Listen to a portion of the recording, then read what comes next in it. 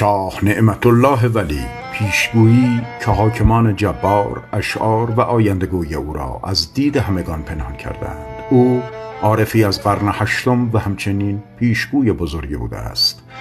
پیشبینی‌های او تاکنون به واقعیت پیوسته است که شامل وقایع بسیاری از جمله دوران صفویه که شعر معروفی از او به یادگار مانده است به این مضمون: آخر پادشاهی صفوی یک حسین به کار می‌بینم.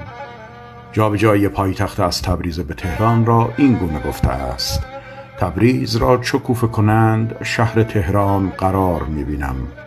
او به مرگ تنی چند از شاهان قجر نیز اشاره کرده و به پادشاهی رسیدن رضا شاه بزرگ و بر تخت نشستن پسرش را نیز پیشگویی کرده است. و اما وقایع پس از آن: پسرش چون به تخت بنشیند روزگار مردم شاد می‌بینم. جنگ و آشوب و فتنه بسیار او را مقتدر و باوقار می‌بینم. شور و غوغای دین شود پیدا، سر به سر کارزار می‌بینم. عالمان رحم بر پسر نکنند، دشمنی با او رأس منبرها می‌بینم. جنگ سختی شود در میان، اشتباه بزرگ مردمان می‌بینم. تاج و تخت پایین کشند، جملگی مردم را در اشتباه می‌بینم. بیت قبلی اشاره به سال 57 دارد و نسل کور 57. و اما هرچه می‌خواهد می‌کند ظلم، در این دیار دین را زبان می‌بینم. برود از قلب مردم ایمان و شرع، از ظلم علما فقر زیاد می‌بینم.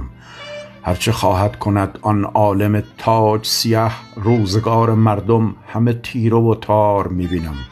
خود به دردی گرفتار شده، آخر قصه او نکبتبار می‌بینم. عاقبت کار نبرد ظلم به جا، مردم قیام کرده عمامه فرو افتاده می‌بینم.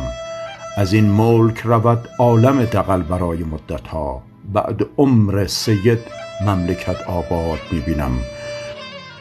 تا 40 و چند سال ای برادر جان، دوره آن ملعون عالم نما می‌بینم. دوره ایشان تمام خواهد شد، شادی و برکت در این ملک خدا می‌بینم. اندکی صبر، سحر نزدیک است.